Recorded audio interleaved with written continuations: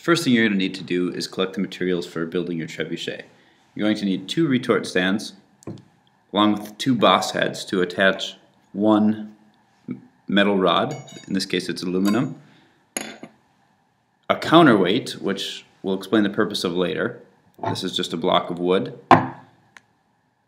some string, a pair of scissors, some masking tape, a large sturdy paper clip, a piece of cloth. In this case it's a piece of cut up old bed sheet about 17 by 7 centimeters, and anything between 15 and 20 centimeters should work fine. Just make sure it has enough width that it's going to be able to hold a little ball of clay that you're going to be throwing for this project.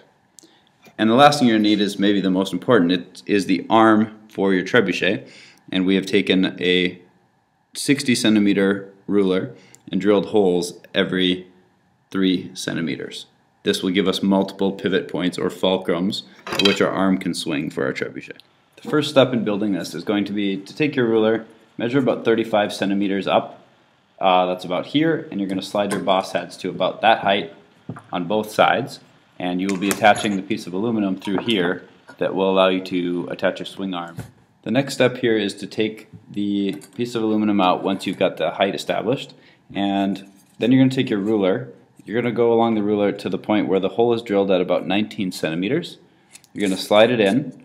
You're going to have to wiggle it around a little bit because that hole will be kind of tight for the piece of metal to begin with. But after you move it in there, you should get to a point where it will swing pretty freely on that rod, which will allow you to then get your arm to swing properly once the trebuchet is complete. Once you've done that, you're going to put the rod through, find that 19 centimeter mark, and slide it completely through all the way to the other side. Tighten up those edges so that it's not going to go anywhere, and your trebuchet arm will basically pivot on that rod. After this, you're going to need the ball of string, and you're going to loop it through the last hole on the short end or counterweighted side of your trebuchet. You're going to tie this in a little knot, or before you tie it actually, you're going to cut a little piece off. You don't want it to be very long, and you're going to tie this in a permanent loop that will allow you to hang your counterweight from this end. Once you've tied that loop, you're going to take your block or your counterweight, whatever you're using, and suspend it from that loop. Give it a little pull, not too strong, but if it holds, you know you've tied it well enough for that to work well for this project. You're going to take that piece of fabric that we talked about earlier, about 7 by 17 centimeters. The size does not need to be exact. It's not particularly important as long as it's going to be big enough to hold a small 5-gram lump of clay.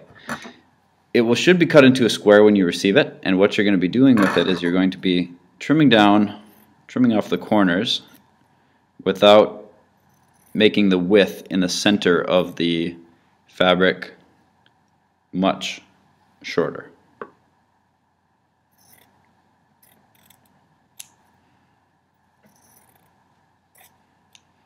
Once you've done that, it should look something like this, almost a diamond shape, where you're going to be tying a string around each end and can hold the ball of clay in the center. In order to create this sling, you're going to need to cut a piece of string at about 30 centimeters or so.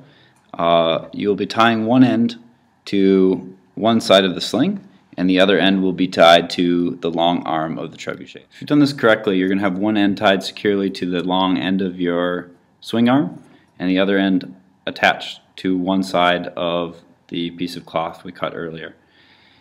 You're going to cut another piece of string about the same length, and on this one you're going to tie a tiny loop on one end. The other end you'll be attaching to that piece of fabric again. The purpose of this loop that you've just created is to attach to the pin, which is going to actually release the object you're going to be throwing with your trebuchet once it's completed. In order to create that pin, you're going to take that sturdy paper clip, the large paper clip, and you're going to take the outside and just bend it at that pivot point till it's mostly straight. It doesn't have to be completely straight, but bend it out. We're going to be attaching this now to the long end of our swing arm, just with some masking tape. So you're just going to have taped this pin, or this paper clip, onto the end of the trebuchet so that you have a pin that is just slightly angled like this.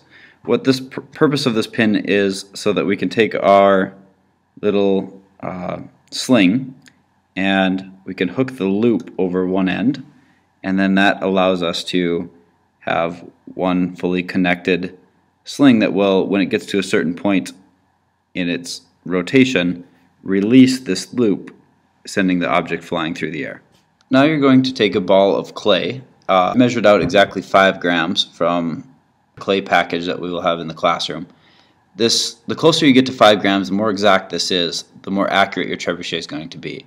At the end of this project, you're going to be competing to see whose trebuchet can most accurately hit a target. Now you're ready to use your trebuchet. You're going to attach that block to the short end of your swing arm through the little loop we created earlier, and you're going to then take your sling, pull that between the 2 retort stands.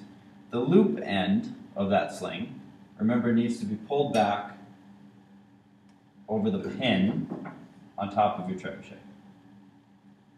Once you pull this through, you can take your piece of clay, should be 5 grams, the more exact the better, and pull that straight through underneath until this block is just ever so slightly leaning against the ruler. When you're ready, let it go.